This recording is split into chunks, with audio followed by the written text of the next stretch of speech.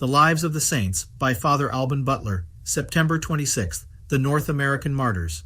The good intentions of the explorer Jacques Cartier, who in 1534 made great efforts to implant Christianity in Canada, as well as the attempts in the same direction of Samuel Champlain, who founded the city of Quebec in 1608, did not give the desired results.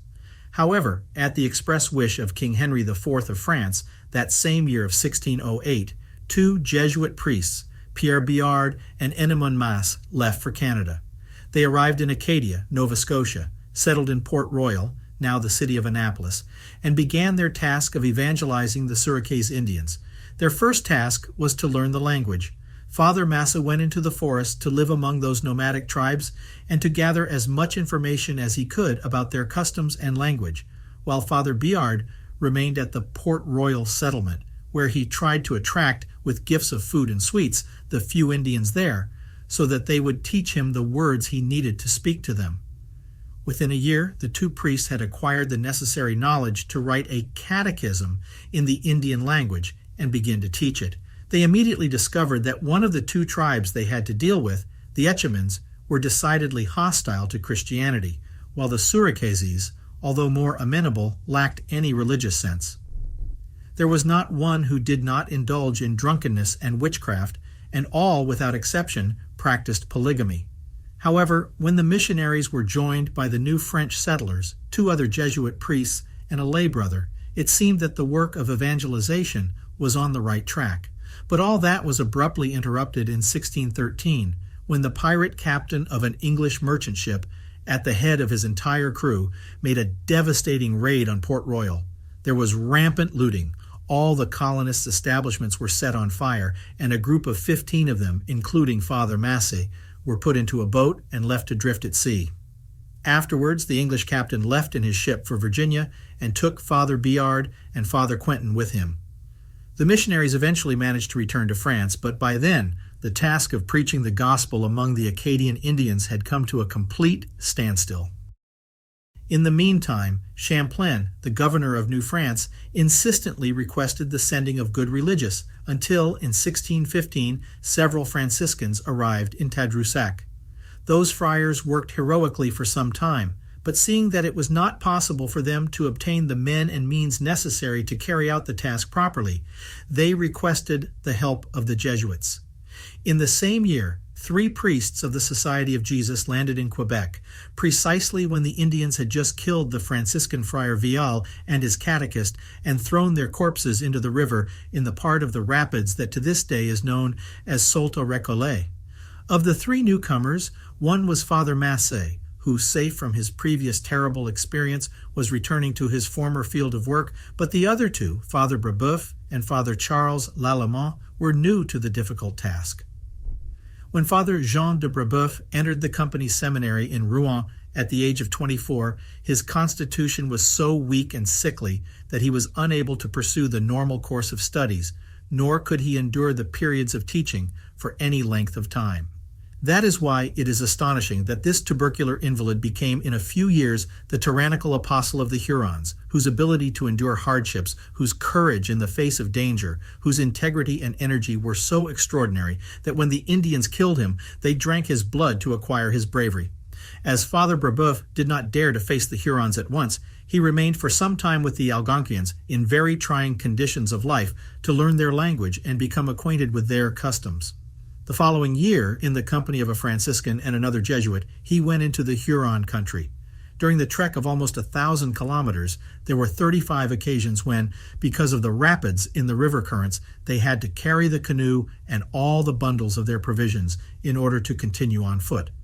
The 3 priests at last established their residence at the place called Todd's Point, but very soon Father Brébeuf's 2 companions were ordered to return, and he was left alone among the Hurons, whose way of life, less nomadic than that of other tribes, afforded better prospects for the missionaries to carry on their work. It did not take him long to discover that all the inhabitants of the region regarded him with distrust, had sinister suspicions about his activities, held him responsible for any calamity or misfortune that befell them, and experienced a suspicious terror before the cross that hung on the roof of his hut. During that period, Father Brébeuf was unable to achieve a single conversion among the Hurons, and there was no time to make further attempts, for circumstances did not permit him to remain. The French colony was helpless. The English had closed the St. Lawrence River to the colonist traffic, and no supplies or aid arrived for them from France. Governor Champlain was forced to surrender. The colonists and missionaries, expelled, had to return home, and Canada became, for the first time and for a short time, a British colony. However, the indefatigable Champlain immediately became active, took the matter to the English courts in London, and was able to prove conclusively that the invasion of the colony was an unjust usurpation. In the year 1632, Canada returned to French hands.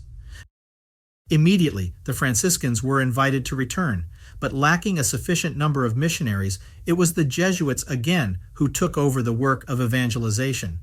Father Jeune, head of the mission, arrived in New France in 1632, followed by Father Antoine Daniel, and in 1633, Fathers Brébeuf and Massé, veterans in those matters, arrived together with Governor Champlain.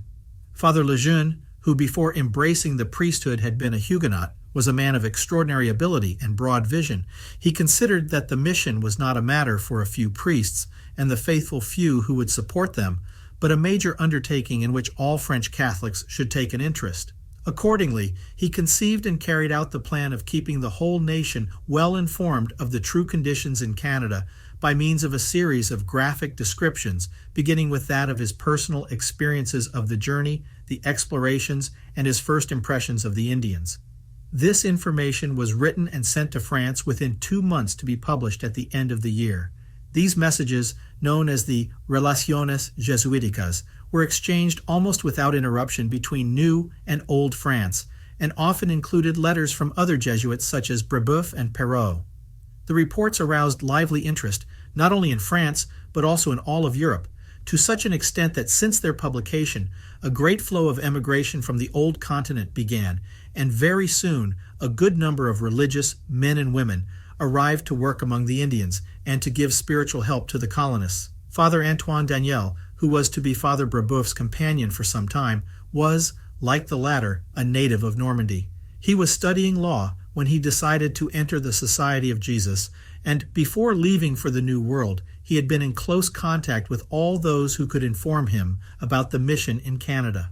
When the Hurons arrived in Quebec for the annual fair, they were very happy to see Father Brébeuf again and gathered around him to hear him speak in their own language.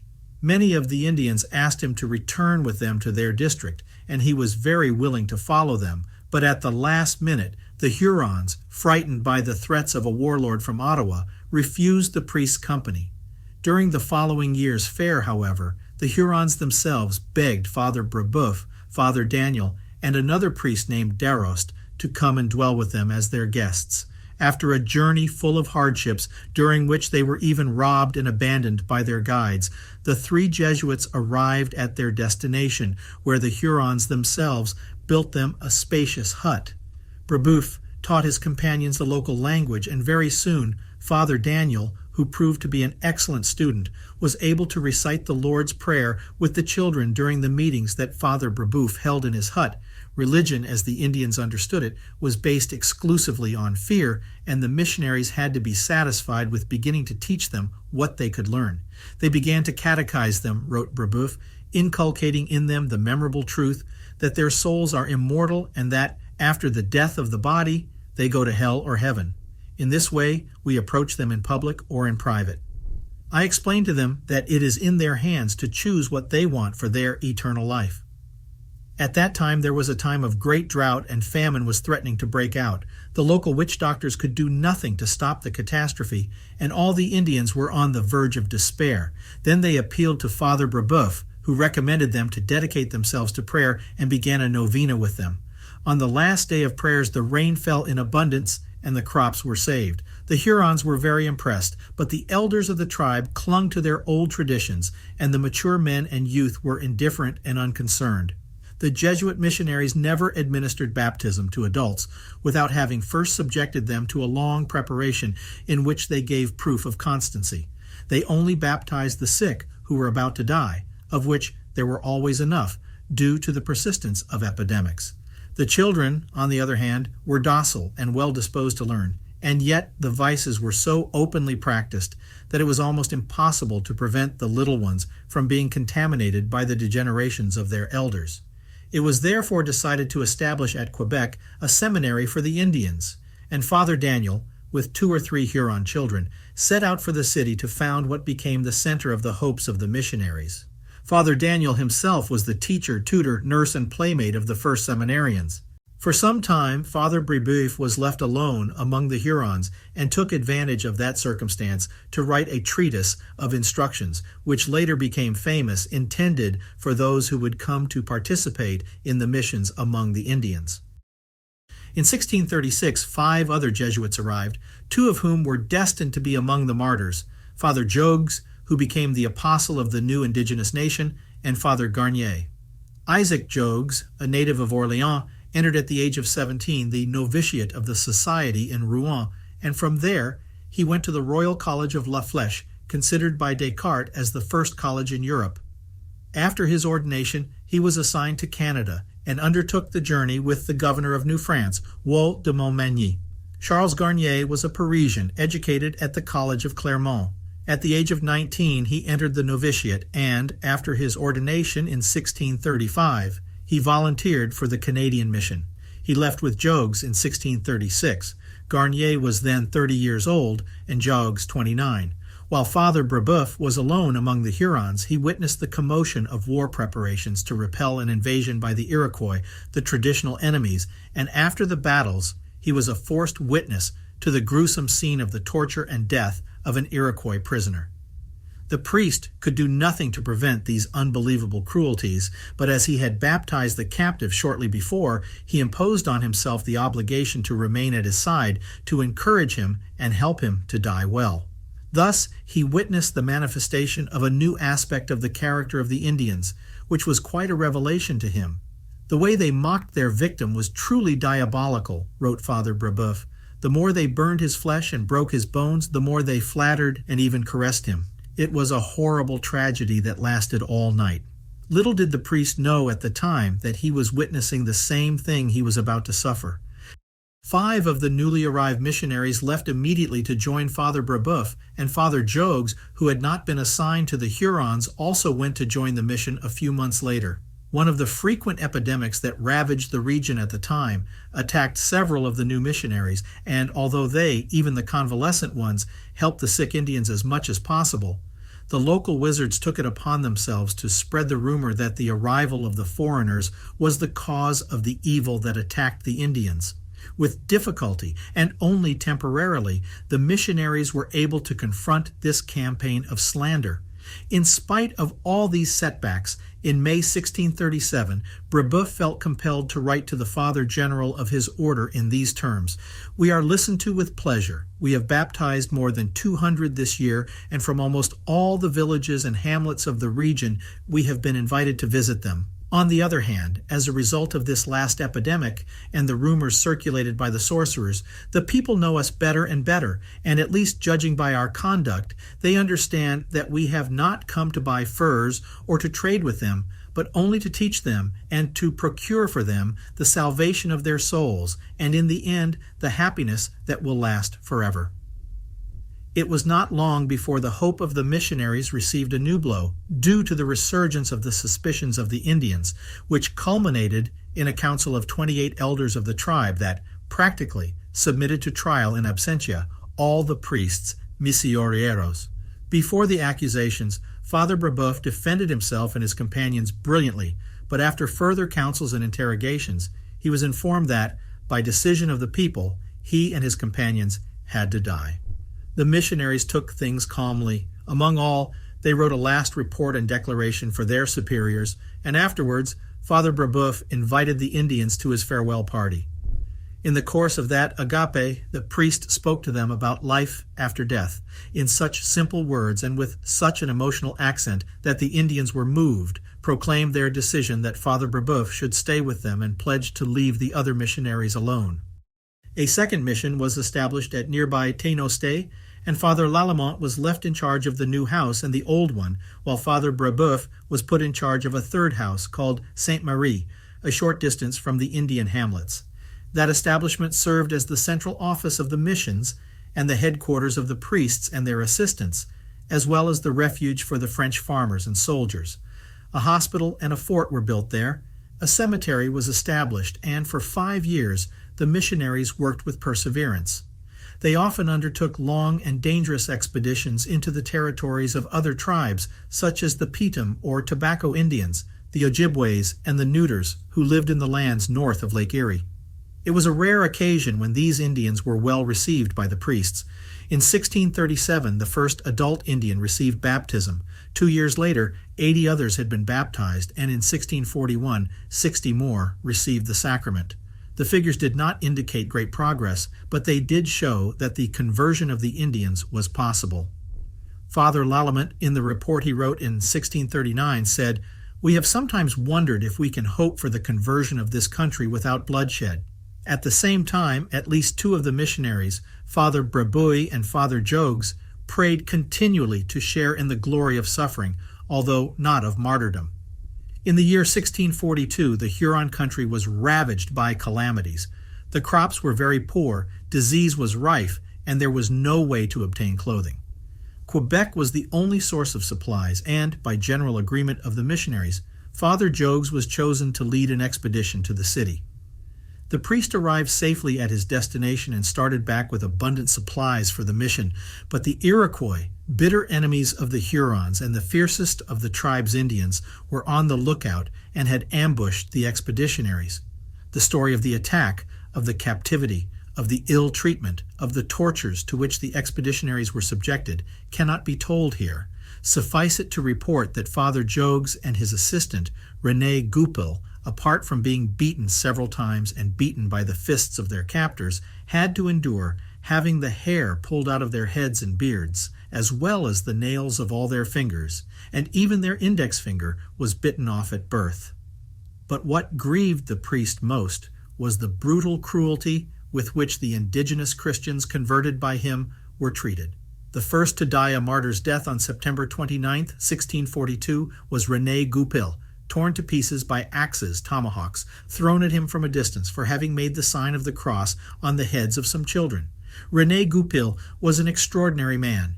He had tried hard to join the Society of Jesus and had even entered the novitiate, but his poor health forced him to abandon the attempt. He then pursued a career in medicine and managed to move to Canada, where he offered his services to the missionaries, whose fortitude he came to emulate. Father Jogues remained a slave among the Mohawks, one of the tribes of the Iroquois, who had already decided to kill him. He owed his release to the Dutch settlers who, since they had learned of the hardships suffered by the captives, had tried to save them. Thanks to the efforts of the governor of Fort Orange and the governor of the colony of New Holland, Father Jogues was put on a ship that took him to England, and from there he went to his native France, where his arrival awakened unusual interest.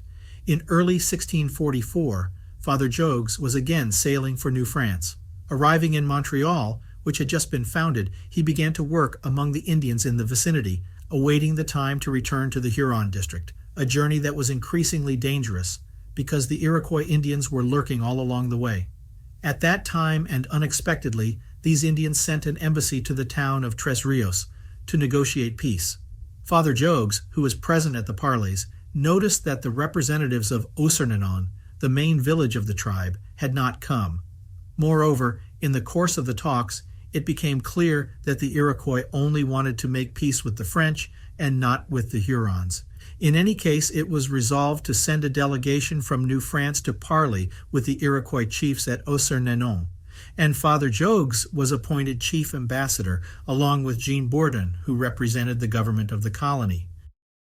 The party set out by way of Lake Champlain and Lake George, and after spending a week's days in confirming the details of the pact, returned to Quebec. Father Jogues left at Haudenosaunee a large box full of religious articles, for he intended to return as a missionary among the Mohawks, and it was convenient for him to dispose of one of the bundles. That box was the cause of his martyrdom. Before the arrival of the retinue, the Mohawks had harvested a bad crop, and as soon as the ambassadors left, a terrible epidemic ravaged the region, which the natives blamed on the demons hidden in Father Jogues's box. For this reason, As soon as they learned that the priest was making a third visit to their villages, they set a trap into which he and his companion Lalande fell. Both were beaten, stripped of everything they were carrying, and taken to Haudenosaunee, half naked and tied with ropes.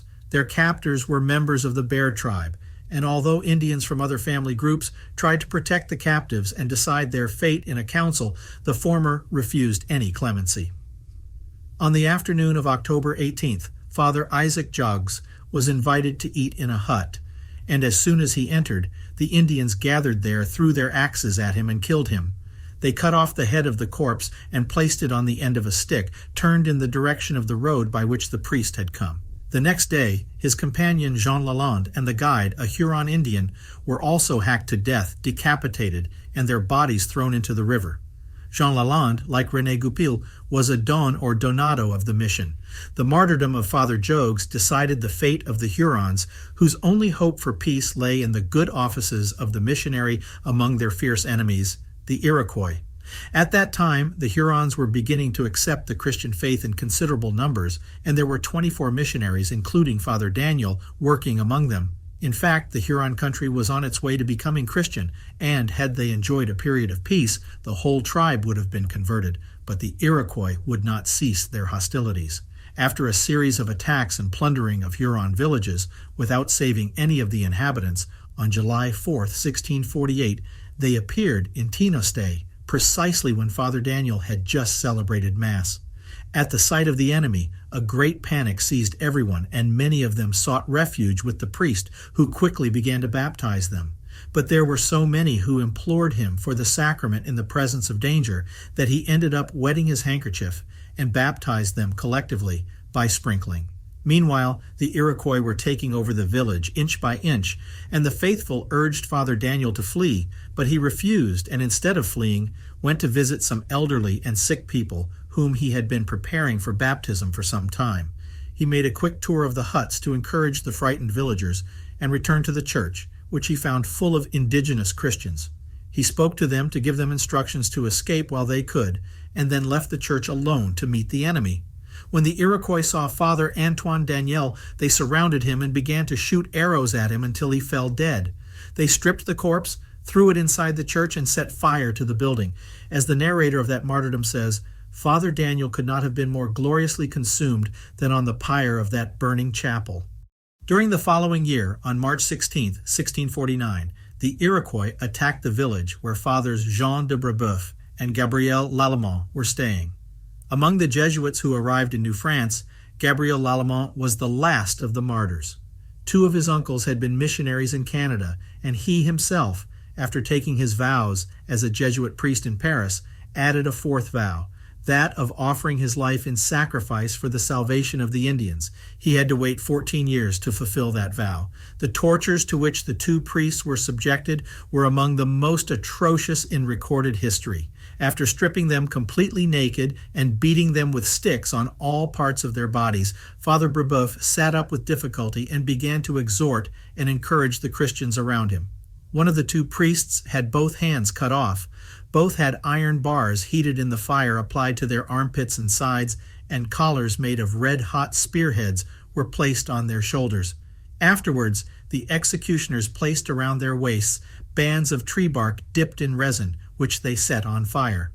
In the midst of these atrocious torments, Father Lalemant raised his eyes to heaven and implored God with gestures and gestures, while Father Brébeuf kept tense the muscles of his face, which looked like stone, as if he were insensitive to pain. At one point, as if he had suddenly regained consciousness, he began to speak to his executioners and to the Christian captives until they, to silence him, cut off the tip of his nose and tore his lips, and then, as a mocking simulation of baptism, poured over him and his companion cauldrons of boiling water.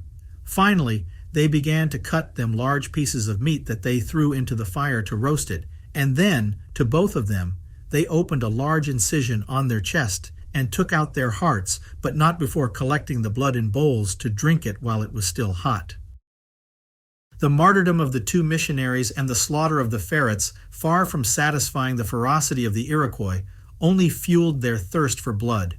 Before the year 1649 was out, They had already penetrated as far as the Tahoe region, where Father Charles Garnier had founded a mission in 1641, and where the Jesuits already had 2 houses. When the inhabitants of the village of Saint-Jean learned that the enemy was approaching, they sent men to meet them. But the attackers, informed by their spies of the defenseless condition in which the hamlet had been left, made a detour to avoid meeting the warriors sent against them and arrived at Saint-Jean by surprise. In the course of the indescribable orgy of blood that ensued during the attack, Father Garnier, the only priest in that mission, was running from place to place in full view of the enemy to give absolution to dying Christians, baptize children and catechumens, and console those he could, without caring at all for his own danger. While he was engaged in these tasks, he was killed by the musket fire of an Iroquois. Even when he was mortally wounded, he made an effort to crawl to attend to another dying man who was nearby. But after some vain attempts, he was left lifeless on the ground, and an Indian who was passing by on the run to finish him off threw the axe that remained stuck in his head. Finished the slaughter, some of the Christian Indians buried the remains of Father Garnier in the place where his church had been. Father Noël Chabanel, the missionary who worked with Father Garnier, was absent at the time of the attack, but was unable to escape. He was walking towards his mission with some Christian Hurons when he heard the shouting of the Iroquois returning from Saint-Jean. The priest instructed his faithful to flee and hide in the woods, and when they had all dispersed, he set out to follow them. At a slow pace, because he was exhausted, he went into the thicket and was never heard from again. Sometime later, an apostate ferret confessed that he had stabbed Father Chabanel to death simply because of his hatred of the Christian faith. Chabanel was not the least heroic of the martyrs. It is true that he did not possess the same ability to adapt as the others. He was never able to learn the language of the savages, as he called them, and he experienced a sincere repugnance when he saw them, when he treated them before their way of eating and living. Moreover, during his entire stay in Canada, he had experienced a spiritual dryness that made him suffer terribly. And yet, in order to bind himself inviolably to the work he abhorred, he made a solemn vow before the Blessed Sacrament to remain in the mission until his death.